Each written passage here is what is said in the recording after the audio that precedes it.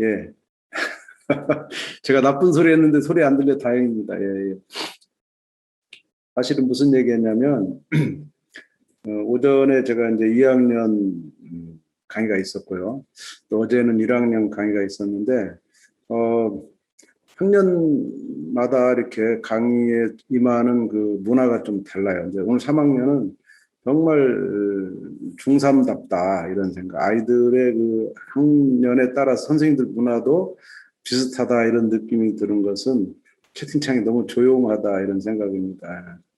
그래서 어, 좀 이제 1시간밖에 안 남았는데 필요한 내용 채팅창에 올려주시면서 이렇게 대화를 좀 같이 하고 일단 제가 강의를 계속 진행하기 때문에 이 강의가 이제 서로 쌍방에 이런 것들을 충분히 할 수 있는 그런 강의는 아니고 제가 많이 떠드는 일방적으로 떠드는 데 강의다 보니까 선생님들이 주로 듣기만 하시는데 가르치면서 들었던 여러 가지 생각이나 고민을 또 올려주시고 해놓은 것이 좀 필요하지 않나 이런 말씀을 드리면서 3차 시를 시작하겠습니다. 3차 시는 이제 두 개의 과제를 다룰 건데 첫 번째는 이제 인수분해를 이용한 인수분해를 이용한 풀이 부분을 먼저 다루고 그 다음에 이제 근해 공식으로 넘어가겠습니다. 인수분해를 이제 교육과정은 2차 방정식을 푸는 방법으로 2차 방정식을 풀 수 있고 이를 활용하여 문제를 해결할 수 있다. 이렇게 이제 교육과정은 이제 성취 기준을 제시하고 있는데 인수분해라고 하는 것의 의미, 그것을 공식으로만 받아들일 것이 아니라 인수분해를 왜 해야 되느냐라는 그 필연적인 의미를 아이들한테 설득하는 것이 정말 필요한데 공식으로만 접근하지 않았으면 좋겠다는 그런 의미로 5개 정도의 이런 그 핵심 목표를 상세하게 만들었습니다. 특히 1번에서는 곱해서 0이 되는 경우, 사실 우리 교육이 곱해서 0이 되느냐, 곱해서 0이 되지 않느냐, 이거를 정확하게 가르치고 있지는 않아요. 이건 수론이지만 이 부분이 좀 잘 가르쳐져야 되는데 우리 중학교 교육과정에서 수론이 거의 없잖아요. 첫 단원에 1학년에 소인수분해, 2학년에서는 유리수와 순환소수, 이 정도. 3학년 무리수는 수론이라 하긴 좀 그렇고 이렇게 그 자연수의 약수배수 관계를 가지고 사칙연산하는 이런 그 수론이 초등에 주로 있다 보니까 중학교에는 아주 약하게 돼 있죠. 그래서 인수분해는 그 수론을 기반으로 해야 되는데 곱해서 0이 되느냐 0이 되지 않느냐 대단히 중요한 이 논란을 그냥 씩 넘어갑니다. 곱해서 0이 되는 것은 3가지가 있잖아요. A가 0이냐 0이 아니냐 뭐 B가 0이 아니냐 0이냐 4가지 중에 둘 다 0이 아니면 곱해서 0이 안 되는 거죠. 그리고 나머지 3가지가 0이 되는 또는이라는 이 접속사를 쓰는데 또는을 성인들도 잘 못 써요. 왜냐하면 중학교 이 교육이 안 되기 때문에 그리고와 또는을 구분하지 못하죠. 이걸 명확히 구분하는 사람들은 우리밖에 없어요. 일반 성인들은 또는이 그냥 둘 중에 하나 정도로 이해하죠. 둘 중에 하나가 아니라 3가지이죠. 3가지. 그 3가지 의미를 잘 이해하지 못하는 성인들이 많이 있는 것은 이분들이 중학교 다닐 때 우리한테 교육을 잘 못 받은 탓이다. 저는 그렇게 생각합니다. 그래서 오늘은 여기 수학의 발견은 그 부분을 좀 자세하게 해서 인수분해를 해야만 되는 인수분해가 가장 빨리 2차 방정식을 푸는 좋은 도구다라는 것을 설득하는 그 과정이 이제 과제로 나와 있고요. 중군의 뜻 같은 것도 상당히 중요합니다. 중군의 뜻. 그래서 이 중군의 뜻을 이해하고 또 중군을 갖는 2차 방 형태가 완전 제곱식임을 발견할 수 있다. 중군에 대한 논란은요, 항상 시험 문제 때 발생합니다. 중군은 몇 개냐? 이게 문제죠. 저는 정말 쓸데없는 논쟁이다. 중군이라 하는 거는 근이 같다, 겹친다는 거죠. 그것을 개수로 셀 때 하나로 셀 거냐 2개로 셀 거냐 그런 것은 그냥 정하면 되는 것이지 하나가 맞냐 2개가 맞냐가 아니에요. 정하면 되는 거예요. 그 교실에서 그 장면에서 또는 그 시험 문제에서 정하면 되는 거지. 근데 수학적으로는 저는 2개라고 해야 맞습니다. 왜냐하면 n차 방정식은 n개의 근을 갖기 때문에 그것을 뭐 중군일 경우는 뭐 n-1개를 갖는다 이렇게 구차하게 말하기보다 중군을 다 따로따로 중복된 만큼 개수를 하기로 하는 것이 원칙이고 그래야 n차 방정식은 n개의 근을 갖는다는 말이 일관성 있게 말할 수 있는 거예요. 그럼 2차 방정식 근을 2개 갖는 겁니다. 중군도 근이 2개예요. 그것이 같을 때는 또 하나로 볼 수 있다. 뭐 이런 말 구차하게 할 필요가 없는데 시험을 내다 보니까 자꾸 그런 걸로 맞냐 틀리냐 하는 이런 구차한 그런 경우가 발생하는 거죠. 핵심 발문을 보면 인수분해를 이용하여 2차 방정식 푸는 원리가 뭐냐. 이게 뭐냐면 인수분해 하면 2차 방정식 풀려. 그게 아니에요. 그건 그냥 당연한 거고요. 필연적으로 인수분해를 이용해서 2차 방정식 푸는 이유, 원리 그것을 말할 수 있는 아이가 된다면 훨씬 지금보다 강한 수학적 개념을 가질 수 있겠죠. 자, 그러면 이제 검정교과서를 보겠습니다. 검정교과서는 이제 인수분해를 이용한 2차 방정식 풀이라는 단원이 있고요. 인수분해를 이용하여 어떻게 방정식을 푸나요? 어떻게 푸나요? 이렇게 해서 지금 그 AB가 곱해서 0이 되는 경우를 다루고 있습니다. 세 가지 경우가 있다. 더 중요한 거는 이것을 또는으로 한다. 2차 방정식 답을 또는으로 씁니다. 또는. 사실은 또는은 가르친 적이 없어요. 고등학교 올라가면은 모든 어떤 이런 걸 다룹니다. 그것도 하도 선생님들이 그 가르치기 힘들어서 명시적으로 넣어달라 해가지고 고등학교 교육과정에 들은 지 얼마 10년 정도밖에 안 됐어요. 그 과거 20년 전에는 모든 어떤을 그냥 계속 가르치면서도 그게 뭔지를 가르치지 않고 쓰고 있었다고. 답에서만. 요 또는이나 그리고도 저는 학습 요소로 넣어서 분명하게 이렇게 세 가지 경우를 우리가 또는이라 한다. 이것을 학습하는 게 필요한데 교육과정이 없기 때문에 이렇게 구차하게 이제 할 수밖에 없는 상황이 되는 겁니다. 본문에 가니까 이제 세 가지를 설명하고 있고 또는이라고 하는데 이게 지금 이 책은 그래도 그렇게 하고 있지만 이 부분이 여기서 한 번만 이렇게 그냥 살짝 하고 넘어갈 일이 아니고 본격적으로 또는을 학습 요소로 넣어서 가르쳐줘야 되는 그런 부분이고 여기서 2차 방정식 답을 그래서 또는으로 쓴다 이렇게 이것의 수단으로 그냥 가져오는 것이 아니고 논리적으로 또는이나 그리고의 그 차이도 가르쳐지는 이런 것이 몇 년간 실현되지 않을까 생각하고 뭐 지금 현재는 아쉽지만 이거 넘어가는 거죠. 그래서 수학의 발견은 이것을 좀 0이 되는 것과 0이 안 되는 것을 가지고 해보도록 시행착오를 겪도록 탐구하기 5번을 엮었습니다. 그래서 AB를 곱해서 6이 되는 거, AB를 곱해서 0이 되는 거 두 가지의 그 경우를 다 찾으라 그랬어요. 그래서 6이라 하는 거는 한 자릿수 중에 가장 약수가 많은 거죠. 6, 8이나 6 같은 거. 근데 6이 더 보편적인 것은 1, 2, 3만 써도 되는 거니까 8은 4도 써야 되잖아요. 그래서 최종 가장 작은 수 중에 약수가 가장 많은 게 6.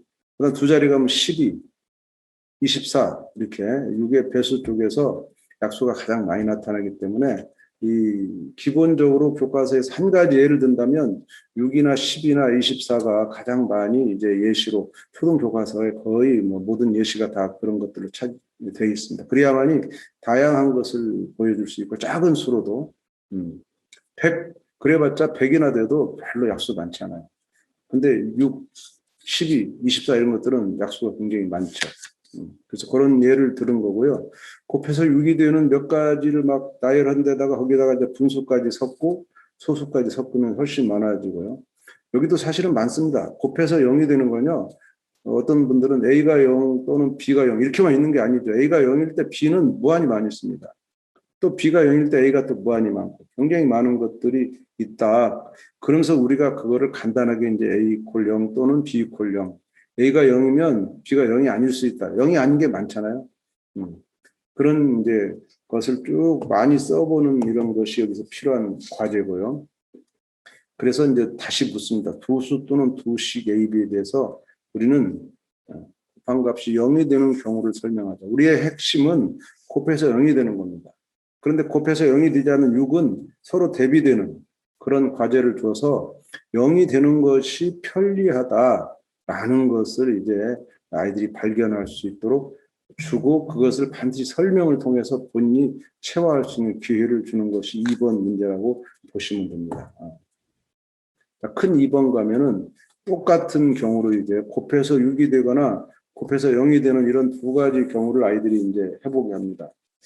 이때 이제 앞에서 했던 것과 좀 차이가 나는 것은 이제 예를 들면 이제 곱해서 6이 되는 건 많지만 이게 A 곱하기 B가 6이 되는 것과 X 플러스 1 곱하기 X 마이너스 이게 6이 되는 것은 전혀 다릅니다. 역시 이것도 우리 교육 과정에 전혀 다루지 않는 겁니다.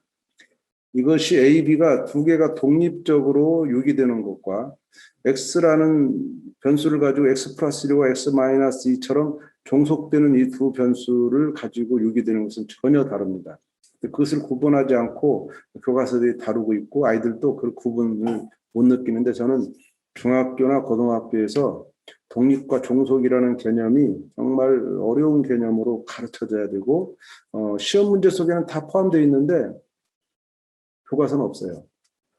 이런 이제 상황이 현재 독립과 종속인데 지금 제가 드린 독립과 종속은 확률에서 말하는 독립 종속을 얘기하는 그 자그마한 국한된 게 아니고 모든 이 문자를 다루는 모든 데에 독립과 종속이 껴있다. X, Y라는 두 개의 변수를 쓰면 이 두 변수도 두 가지가 있습니다. 두 변수가 서로 종속관계에 있는 함수죠. Y equal fx라는 함수 속의 x, y는 종속관계입니다.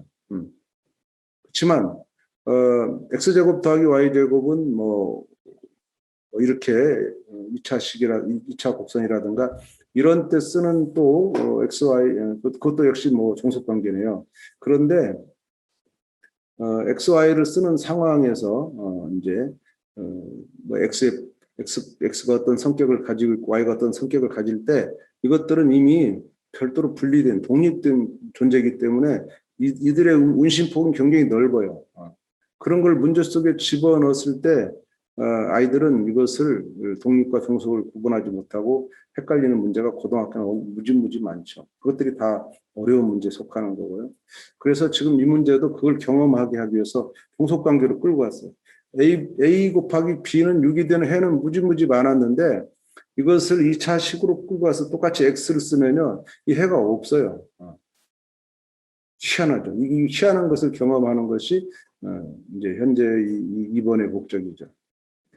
그래서 마찬가지 여기도 곱해서 0이 되는 것은 근데 여기는 한쪽이 0이 되는 것이 이제 있기 때문에 나머지가 종속이 되겠지만 어쨌든 이제 이 x라는 것으로 끌고 올 때 답이 이렇게 x는 마이너스 1 또는 이제 x가 2가 되는 이 기호는 이제 또는이라는 기호 우리끼리 그냥 씁니다. 또는이라고 써야 되는데 이렇게 할 때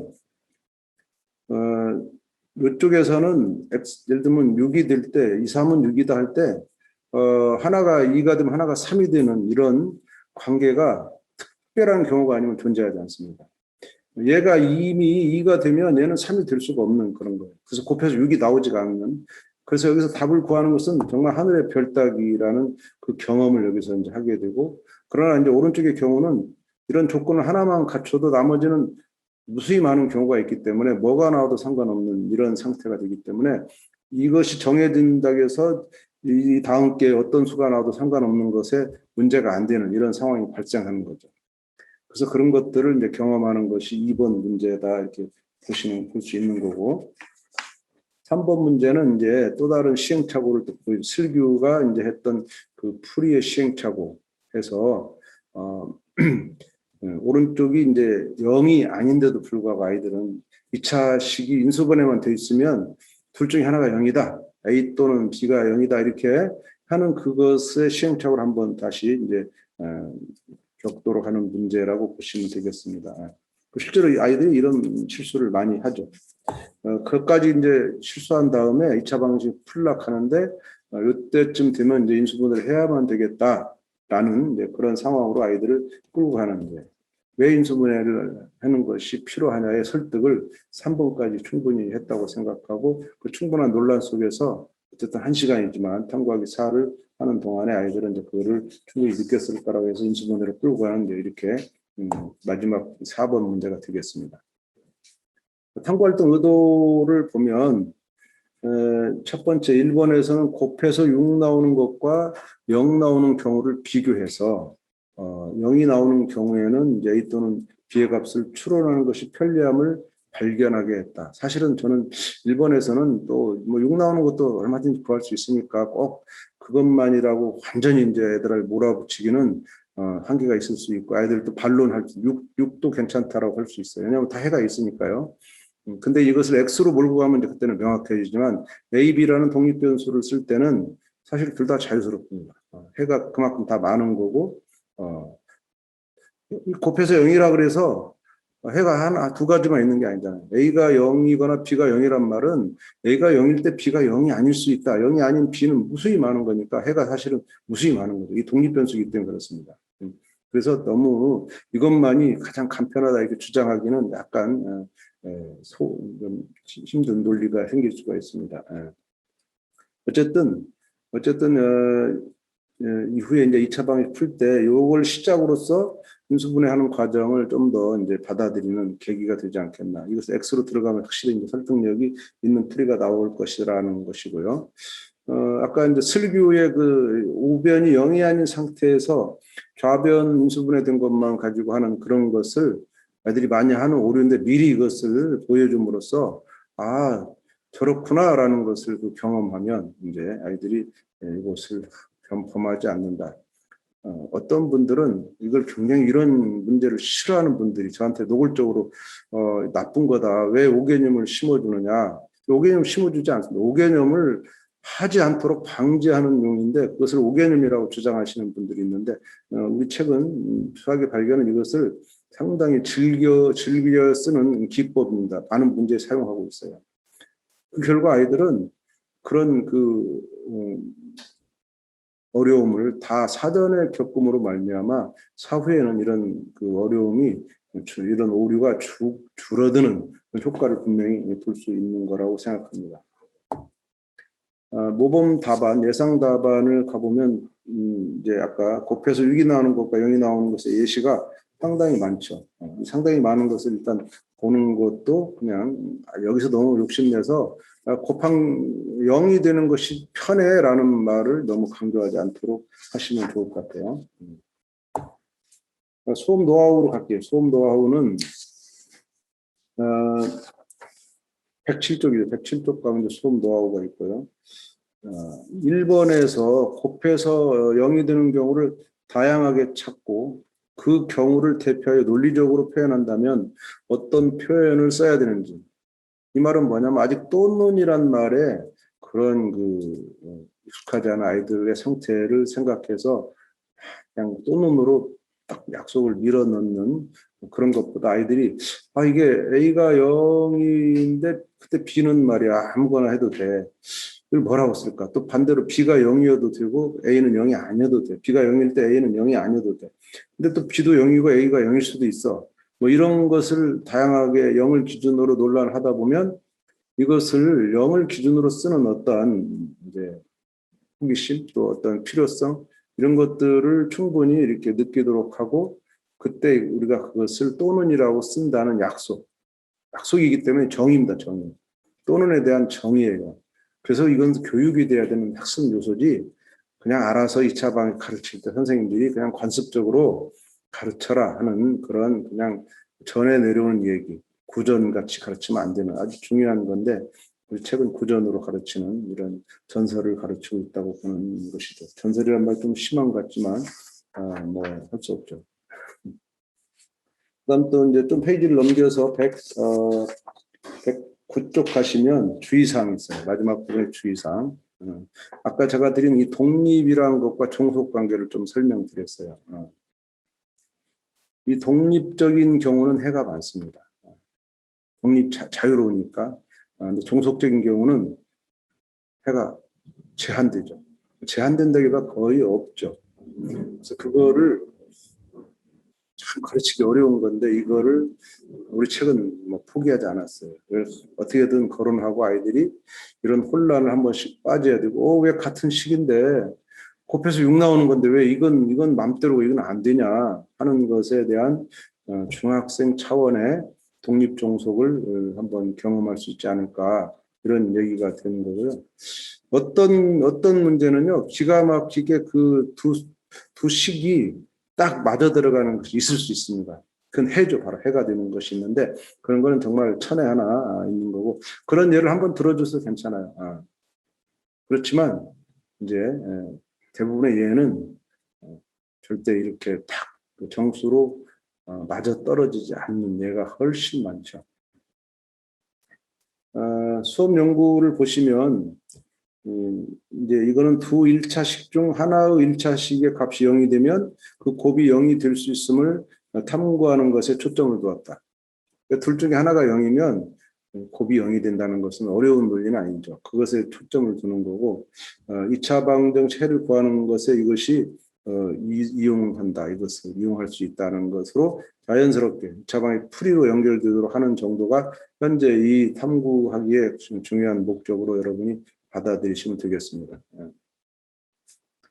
그리고 이제 어떤 개념을 배우면서 왜 배우는지에 대한 의미를 연결하는 것은 그로 인해서 훨씬 아이들이 풍부한 사고를 하게 되기 때문에 수학적 창의성 얘기도 할 수 있고 수학 내적인 연결성도 충분히 우리는 고려할 수 있는, 바라볼 수 있는 그런 좋은 거다. 이렇게 인수분해를 이 과제를 만들면서 상당히 이 과제 만드는 분들이 여러 번 이제 이걸 수정해서 만든 건데 가장 힘든 것들은 이런 것들이 다른 예가 없다는 것이죠. 사전 이런 교과서에 없던 것들을 근데 갑갑했던 왜 인수분해를 그냥 시킬까라는 것에 대한 그 의문으로서 만들어진 독창적인 이런 문제들이 나오는 것은 이 자체가 또 창의성 있는 문제잖아요. 이런 것들을 최대한 이제 아이들에게 제공하는 것이 아이들이 수학에 대한 어떤 그 가치나 유용성을 느끼는 좋은 기회가 되지 않을까 생각합니다.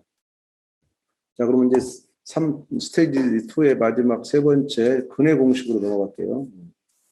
근해 공식을 이제 다루는데 근해 공식이 이제 교과서와 이건 똑같다고 위치가 똑같죠. 위치가 방식은 좀 다르지만 위치가 똑같다고 보시면 되고 먼저 이제 학습 목표를 상세한 부분을 가면은 역시 이제 그 성취 기준은 똑같습니다. 인수분해나 근해 공식을 이용한 거나 이 교육 과정에서는 그냥 2차 방정식을 푸는 겁니다. 푸는 거.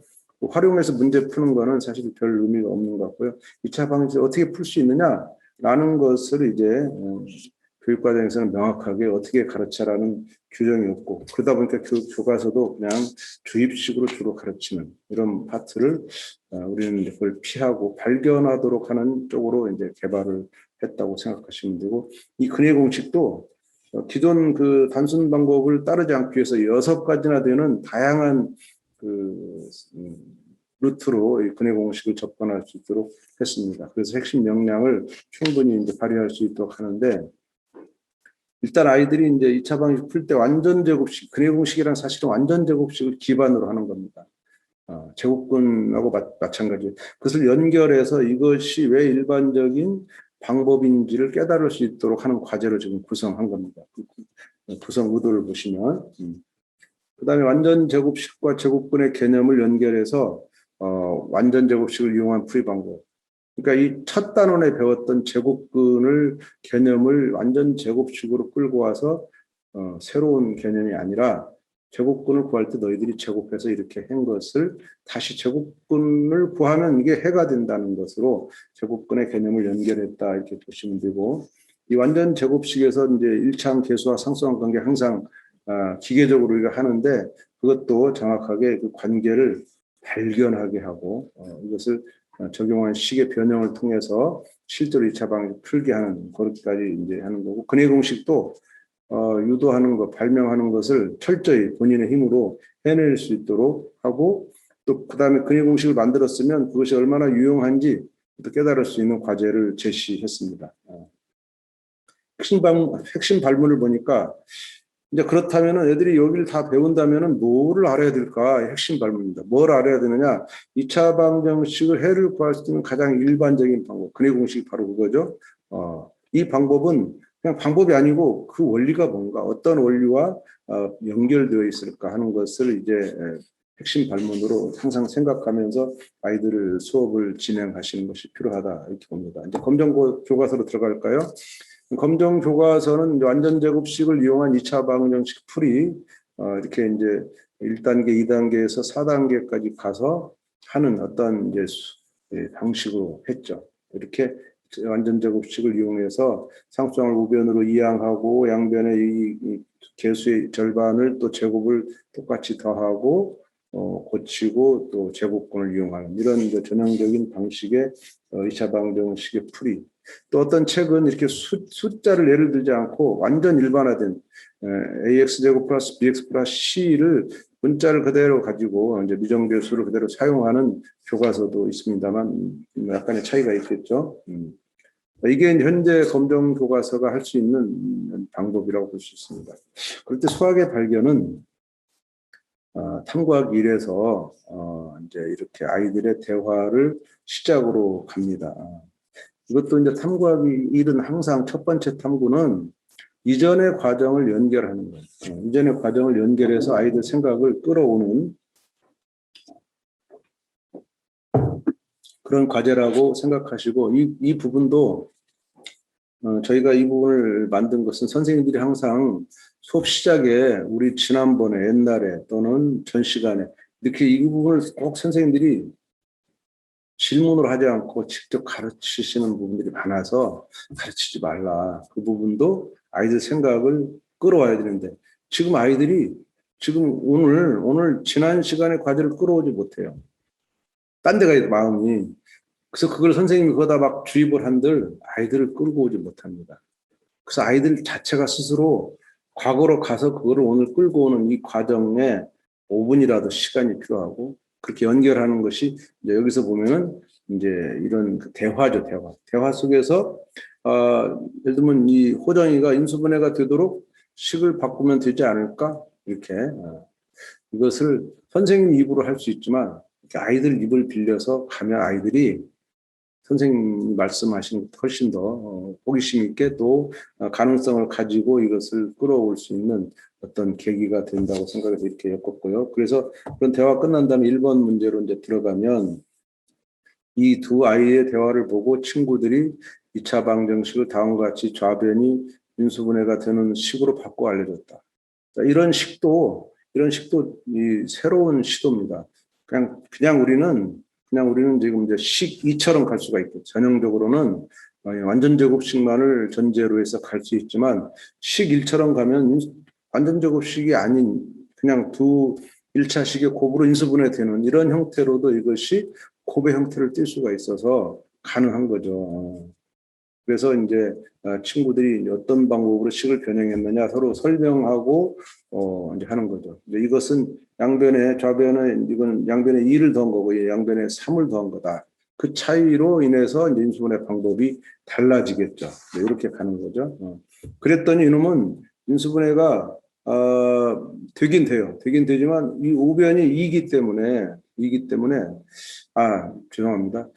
그렇죠. 아까 우리가 앞에서 경험한 문제, 우변이 2가 되는 뭘 곱해가지고 2가 되는데 여기에 x에 대한 종속 개념의 이런 식에서는 그 x를 찾기가 대단히 어려운 거기 때문에 이거는 가봤자 별 볼 일 없다라는 것을 이제 아이들이 앞에의 탐구 과제, 우리가 아까 다뤘던 거죠.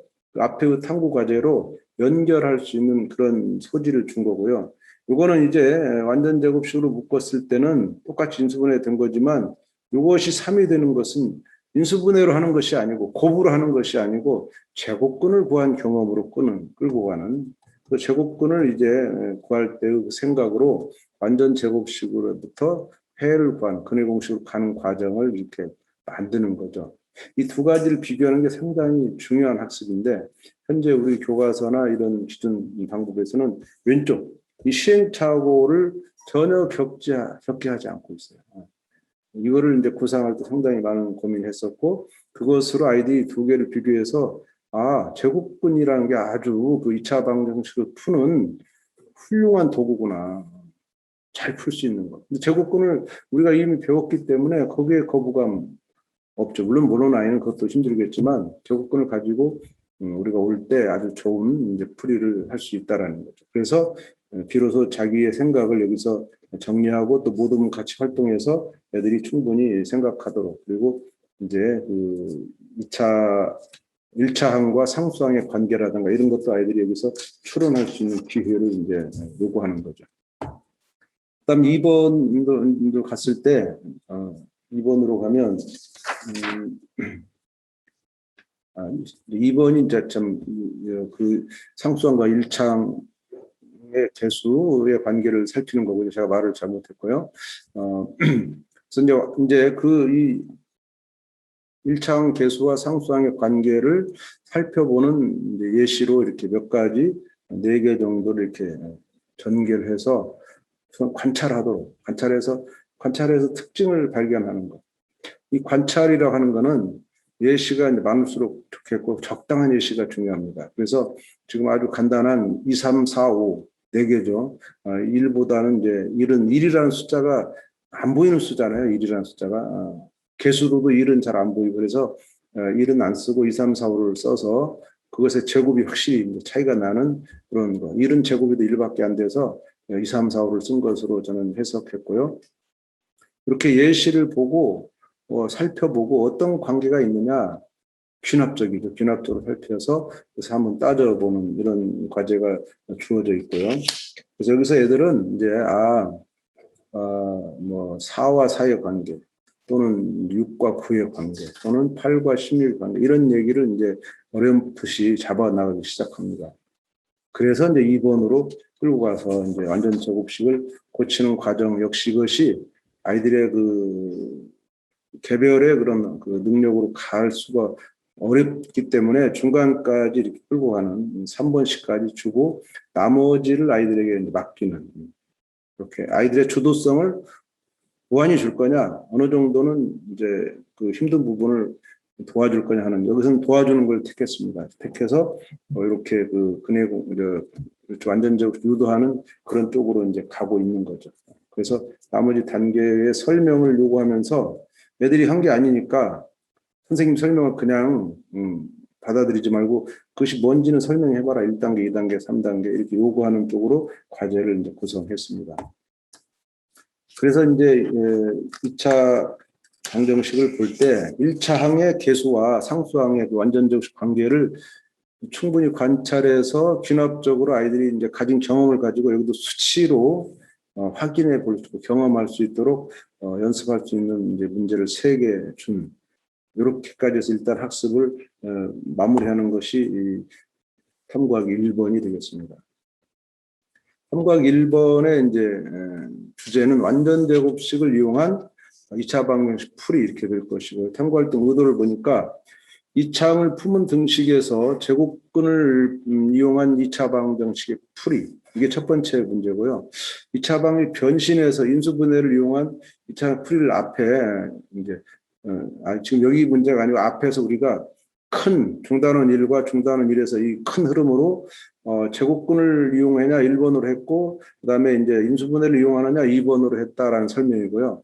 그래서 여기서는 3번으로 이제 근해 공식 일반적인 방법으로 3번 근해 공식을 하는 것이 큰 흐름이다라는 것이 첫 번째 의도에 지금 써 있는 거고요.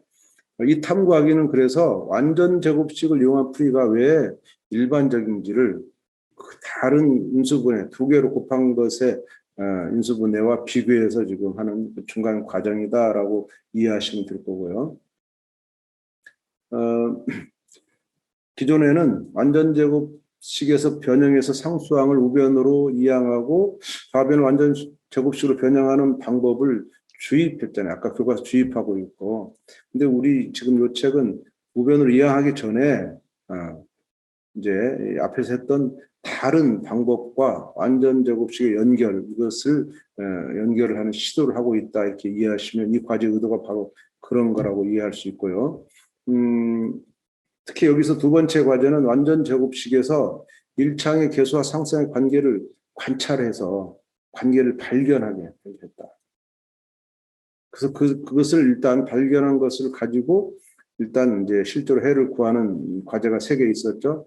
그걸 그렇게 이제 일단 아직 완성된 근해 공식을 만들기 전에 이러한 그 실험 과정을 아이들이 귀납적으로 할 수 있는 그런 과제를 제시한 것으로 이 현재의 과제의 위치를 생각하시면 되고 맨 처음에 본 2차항을 품은 등식에서 제곱근을 이용한 풀이를 다시 여기서 연결해 가지고 2차 방정식 풀이가 결국 근해 공식이 제곱근을 구하는 과정과 똑같다라는 것을 아이들이 경험할 수 있고 발견할 수 있도록 이 과제가 구성되어 있습니다. 모범 답안은 이제 특별히 중요한 것은 없을 것 같고요. 수업 노하우로 갈게요. 수업 노하우는 이제 119쪽입니다. 해설서 119쪽에 가면 첫 번째 과제에서 학생들은 완전 제곱식을 이용해서 2차 방정식을 푸는 방법의 필요성을 확실하게 깨닫는 겁니다. 완전 제곱식을 이용하지 않으면 우변이 0이 안 되었을 때 해결책이 없다. 완전 제곱식은 우변이 0이 아니어도 풀 수 있는, 제곱근을 이용해서 풀 수 있는 그것을 느끼는 거니까 완전 제곱식을 이용하면 무조건 풀 수 있다라는 겁니다. 그것이 장차는 근해 공식으로 이제 발전하겠지만 완전 제곱식이라는 중간 단계가 아이들한테 근해 공식의 중요한 끈이 되는 그런 걸로 이해시키는 것이 1번 문제 목적입니다. 기존에는 이제 2차 방정식 푸는 절차로 주로 인수분해, 제곱근 완전 제곱식 이렇게 다 분리해서 했는데 그게 아니고 완전 제곱식이라는 것이 얼마나 효용성이 있는가를 지금 이제 일반적인 방법으로 강조하는 그런 과정이 되겠습니다. 인수분해가 아무리 좋아도 완전 제곱식만큼 일반화되기는 어렵습니다. 그래서 완전 제곱식으로 갔을 때 결국 근해 공식이 나온다 이런 것을 강조하는 것이고요. 첫 번째 문제에서 완전 제곱식을 변형하는 절차를 숙달하는 것이 목적이 아니에요. 그 속에 들어가 있는 완전 제곱식과 제곱근 이런 개념을 연결하는 게 더 중요하다. 그리고 식의 변형을 하는 그 개념을 연결하는 것이 첫 번째 과제의 목적입니다. 숙달은 그 다음이고요. 일단은 왜 완전 제곱식으로 하느냐, 그 필요성을 아이들이 인식하면 숙달은 이제 훨씬 쉽게 부담 없이 거부감 없이 아이들이 해낼 수 있을 거라는 말씀을 드리고 있는 겁니다. 1번의 두 번째 1과 1번의 2에서 식 1이 있었죠. 식 2. 이것은 정수의 범위에서 곱이 2가 되는 두 수를 찾은 후에 해를 구할 수 있을 것 같아서 계산을 시도하지만 이게 앞에서 제가 본 문제 중에 이게 종속관계인데도 불구하고 독립적인 관계로 이것을 생각하면 곱해서 2가 나오는 건 얼마든지 많죠. 그렇지만 이제 이게 안 된다는 것을 깨닫게 되는 거죠. 그래서 각 조건을 동시에 만족하는 X를 구하는 상황이 동시에 만족하는 것은 종속관계잖아요. 이것이 이제 어렵다는 것을 아이들이 이제 한번 찾게 해보는데 못 찾죠. 찾을 수가 없는 거죠. 그래서 여기서 칙을 만족하는 X를 찾기 어렵다는 결론이 나오게 돼요. 그러면 왜 어렵느냐? 그 어려움을 공유하는 것이 다른 아이들에게도 저건 안 되는구나. 그냥 인수분해를 서로 다른 식으로 완전 제곱식이 아닌 서로 다른 식으로 인수분해했을 때의 그 곱이 2가 되는 것은 불가능하구나라는 것을 공유하는 것이 굉장히 중요하고 그래서 아이들의 생각이 완전 제곱식으로 가도록 이 과정은 완전 제곱식으로 식을 변형하는 것과 비교해서 완전 제곱식의 유용성을 이제 더 잘 이해할 수 있는 그런 목적으로 만들어진 과제라는 것을 생각하시고요. 제가 다루는 것은 여기까지 다루지만 이후에 근해 공식을 만드는 과정이나 이런 것들은 또 이보다 훨씬 쉬운 과정이니까 가장 핵심되는 과제가 저는 이제 이 과제라고 생각해서 오늘 그 근해 공식 부분에서는 이 과제만 다루었습니다. 오늘 토요일 날 여러분들 또 쉬셔야 되는데 이렇게 한 달에 한 번에 있는 월별 연수 오신 것을 감사드리고요. 오늘 찍은 요 동영상은 이제 다음 한 열흘 후쯤 이제 편집해서 올라가겠지만은 아마 당장 오늘이나 내일 오늘 그냥 지금 바로 찍은 그 동영상 화면으로 올라갈 겁니다. 그래서 오늘 참여하지 못한 그 사정 있는 분들이 바로 보실 수 있도록 배려할 거고요. 한 열흘쯤 지나면 이제 편집된 그 동영상이 다시 올라갈 건데 그때 또 새로운 동영상을 보실 수 있도록 어떤 분들은 이 동영상을 오늘 들었지만 또 다시 틀고 보는 분들도 있다는 말씀을 드리고서 동영상이 중요하다라고 이제 생각했는데 예, 좋습니다. 선현옥 선생님 그 손을 들었다는데 손 드신 거 말씀해 주시죠, 선현옥 선생님. 잘못 예. 권순태 선생님 질문이 이제 채팅방에 있습니다. 반복 숙달 연습은 어떻게 하시나요? 수업 중 시간을 내서 연습시키는지, 과제를 주시는지, 학생 개인에게 맡기시는지 궁금합니다. 예, 이 부분은 다른 분들 좀 이렇게 댓글 달아주세요. 그 반복 숙달 연습. 예를 들면 이제 인수분해를 배웠다. 또는 완전 제곱식을 배웠다. 이렇게 했을 때, 이것에 이제 그 중요하다는 걸 인식했는데 또 숙달 연습이 필요하잖아요. 그런 부분은 어떻게 하시는지 권순태 선생님이 지금 게시판에 올렸고, 그 부분은 여러 이제 수업하시는 분들의 경험을 조금씩 나눠주시면 좋겠어요. 예. 불행하게도 저는 중학교 선생이 아니고 중학교에서 또 이 책으로 가르쳐 본 경험은 더더욱이 없고, 또 제가 40년 전에 중학교에서 2년 반 있었는데 그때 저는 막 가르치는 사람이었기 때문에 그렇게 그 좋은 수학의 발견을 이용하지 못해서 제 경험 기억도 나지 않습니다. 그래서 다른 분들이 이렇게 좀 하시는데 권 선생님 스스로 이제 못하고 있다, 진도가 느려서 시간의 부족함을 많이 느낀다 이렇게 답하셨고, 남선영 선생님은 역시 3단위로 수업하기 때문에 너무 부족하다, 과제로 돌리고 있다. 예. 그리고 이시선 선생님 역시 진도가 느려서 수달 연습 못 시킨다. 예. 예. 좋습니다. 제가 조금 제 생각을 더 첨언하자면, 원래 3학년은 3단위가 맞습니다. 3학년. 3학년 교육과정이 제일 짧아요. 1, 2학년보다. 그래서 3학년이 3단위가 힘든 게 아니고 짧은 것이 당연하고요. 또 교육과정 그 성취 기준도 작아요. 할 수 있다고 저는 1, 2학년이 할 수 있다면 3학년도 할 수 있고요. 제일 지금 우리나라에서는 1학년이 가장 어렵습니다. 이 성취 기준 그 교육과정 4단인데 이제 자유학기제 때문에 많은 시간을 또 뺏기잖아요. 그래서 1학년이 가장 힘든 거고요. 3학년은 자유학기제 안 하시잖아요. 물론 이제 이게 졸업 시기가 좀 한 달 정도 땡겨져서 이제 마쳐야 되는 요 교육과정 이수식이 37주가 안 되다 보니까 그 부분은 좀 있겠지만 일단은 좀 3학년은 좀 낫지 않을까 생각되고요. 어떤 분은 이제 복습 프린트를 만들어서 과제로 제출하는데 프린트 따로 만드는 게 힘드신다 이런 말씀이 있고요. 김은조 선생님은 좀 더 시간을 두고 연습을 하게 합니다. 원리만 이해하고 문제를 풀어보지 않으면 학생들이 힘들어하는 경우가 있어서 좀 더 시간을 투자한다. 굉장히 지혜로운 투자 같아요. 현정심 선생님은 코로나 때문에 저희 학교는 계속 시험 대응으로 앉아서 모둠 활동이 어렵다.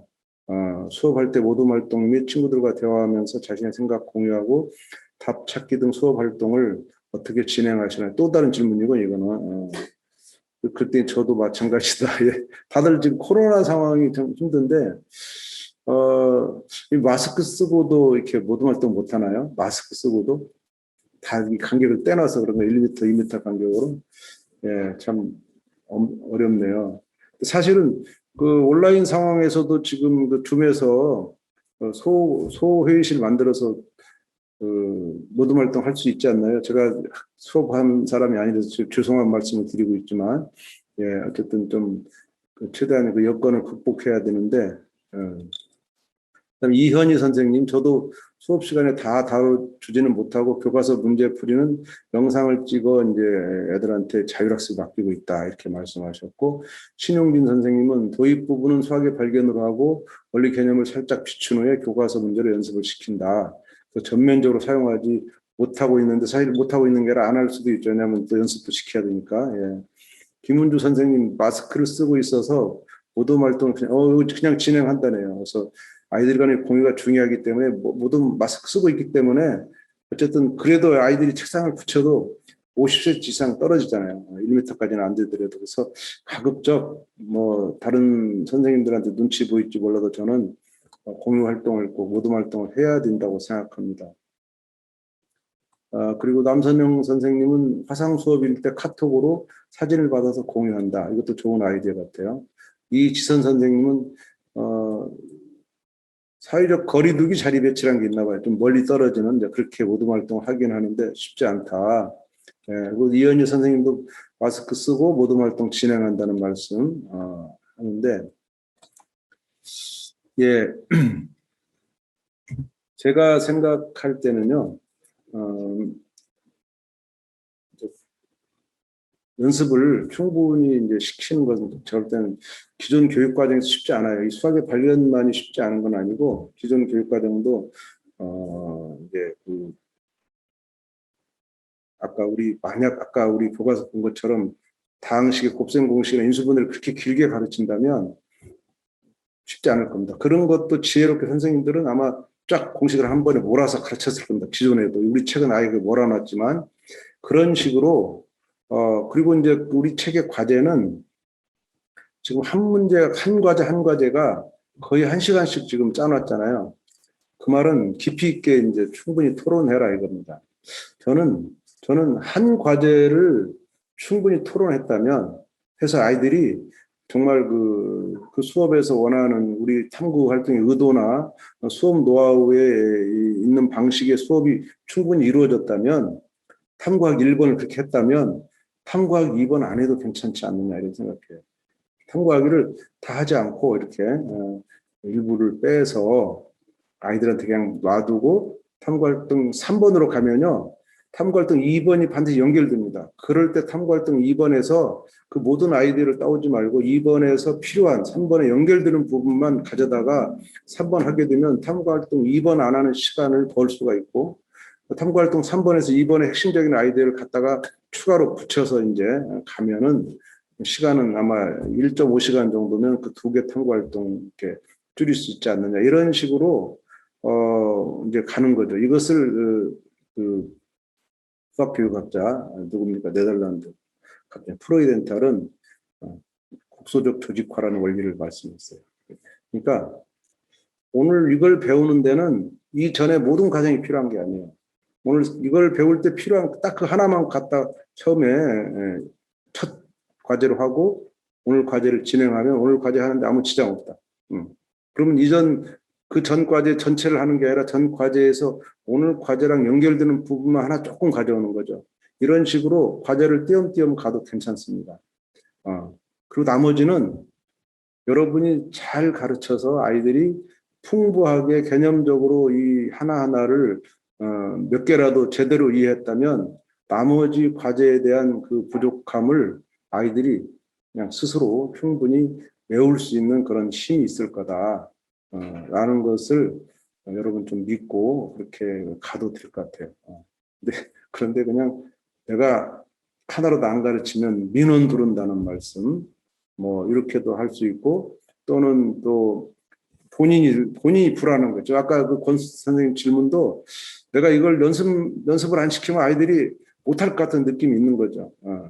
그리고 또 연습시키는 것보다는 못하겠지만 그래도 아이들한테 충분히 연습할 수 있는 어떤 기회를 제공할 시간이 없을 바에는 그 부분을 아이들의 몫으로 계속 처음부터 문화로 끌고 와서 뭐 과제를 처리할 수도 있지만 이제 저는 그런 지혜가 좀 필요하다고 생각하고 그 사이 글들이 많이 올라와서 제가 막 넘어갔는데 글을 좀 보면요. 시험 대형에서 책상만 돌려 모두만 하나. 저한테 개인적으로 보내신 분 있고 모두에 보내서 헷갈리네. 제대로 했네요. 예. 시험 대형이란 말 앞을 보는 대형에서 책상만 돌려서 모둠 활동을 한다. 박수진 선생님 그러셨고요. 책상 모서리 끝만 만나게 배치시켜서 직육면체 전개도 같은 느낌으로 한다는 이지선 선생님 말씀도 꼭지점으로 좋은 것들이 많죠. 아이디어가. 아이들은 조금 거리가 있어도 대화하는 것은 절대적으로 필요한 것 같아요. 아예 대화해라 하는 것을 시도하는 자체가 아이들로 하여금 모둠 활동 필요성을 설득할 수 있는 이제 그런 부분이 있겠죠. 충분히 좋다고 보고요. 국중석 선생님은 너무 반복하는 것에 대해 힘들어하는 아이들도 있다. 근데 수학의 발견으로 공부한 후 검정 교과서로 연습 문제 정도를 연습해도 충분히 숙달 될 것 같다라는 것이고요. 3, 4명 정도 모둠 활동한다. 이렇게 하셨어요. 모둠 활동에 대한 말씀들이 있었구나. 보통 한 모둠에 몇 명이냐 정확하게 모둠 활동은요. 3, 4명이 아니고 4명입니다. 4명. 모둠 활동의 그 기본 것은 4명. 애들이 직사각형으로 앉아서 대각선의 대화를 하는 겁니다. 모둠 활동. 그래서 남 학생과 여학생은 반드시 최대한 동수로 2명씩 하고, 그때 여학생들과 남학생을 같은 쪽에 앉히면 안 되고 서로 대각선으로. 그래서 이 성적인 차별을 제가 말씀드린 건 아니고 특성상 여학생들이 대화를 훨씬 잘해요. 그 모든 활동은 대화를 해야 되는데 그 대화를 여학생들이 리드하는데 여학생들이 서로 앞에 앉아 있으면 둘이 얘기하는 사이에 남학생들은 잔다든가 소외돼서 안 됩니다. 그래서 여학생들로 하여금 그 모둠을 이끌 어떤 안내, 부탁을 하고 여학생들이 대화할 때 남학생들을 끼워서 자꾸 남학생들 딴지 못하게 끼어들이고 소외시키지 말도록 둘이만 얘기하지 않도록 하는 그게 모둠 활동의 중요한 그 기술이라고 볼 수가 있어요. 그래서 꼭 4명이 하고 3명은 언제 하는 거냐면 자 19명이다. 그러면 4, 4, 16 4개 조는 이제 4명 앉고 3민조가 하나 생기는 거예요. 근데 이게 가장 힘든 게 언제냐면 17명일 때 17명은 4, 4, 16 해봐 한 명이 나와서 안 되고요. 그 한 명 때문에 불가피 4명인 조가 다 깨지고 3명씩 현조가 3개 조가 생기죠. 그래서 4, 2는 8하고 3, 3은 9로 갈 수밖에 없어요. 그래서 3명인 조를 만들 최대 3개 조까지 만들면 되고 4명인 조가 이제 최대한 많도록. 그러면 이제 이렇게 생각할 수 있죠. 17명일 때 4, 3, 12하고 나머지 5명으로 한 개 조를 만들면 될 거 아니냐. 5명 조는요. 안 좋습니다. 5명일 때 그 의자 배치가 직사각형이 아니고 우각형 구조가 나오고 그 5명의 그 꼴에 앉아 있는 애는 이쪽 애들하고 이제 반대쪽에 있는 애들하고 2명 소통이 안 돼요. 멀어서. 그래서 반드시 4명이 바로 그냥 손을 잡을 수 있는 그런 위치에 있는 그 4명이 최선이고 그렇지 않으면 3명이 한다. 5명은 절대 권장하지 않습니다. 일반적으로 이 모둠 활동에서는. 그래서 3명, 4명. 4명 원칙에 3명 최소화. 이게 원칙입니다. 5명, 6명은 좀 수학에서는 안 좋다. 이렇게 말하는 거죠. 그렇게 조편성을 하시면 좋을 것 같고요. 또 그 제가 첫날 그 2월 달에 서론에서 말씀드렸는데 모둠 활동 구성은 다양한 방법이 있지만 절대로 성적 순에 의해서 이렇게 인위적으로 리더를 만들려고 애쓰지 말라는 거. 그 리더 만드는 것이 결국 못하는 아이들을 상처만 키우고 못하는 아이들을 영원히 수동적인 위치에서 키울 수 없는 그런 결과가 나올 가능성이 농후합니다. 그리고 실제로 그런 사례가 굉장히 많고요. 그래서 그것보다는 그냥 무작위로 민주적으로 또 친한 사람끼리도 좋고 해서 뭐 꽝조가 나와도 괜찮습니다. 선생님들이 보니까 꽝조가 나오는 경우에 걔들을 각자 가서 그냥 다른 데 가서 배워와가지고 자기들끼리 해결할 수 있는 그런 기회도 제공하고 교실이 다소 이제 어수선하겠지만 그런 저런 이제 다양한 방법의 기법을 쓰는데 이 공부 잘하는 애를 딱 정해서 넣었다는 것을 애들이 아는 순간 애들이 모둠 활동하지 않습니다. 모둠 활동은요 지극히 민주적인 구조에서만 가능합니다. 누가 누구를 가르치는 게 아니에요. 절대로 가르침은 일어나지 않습니다. 배움만 일어나는 거예요.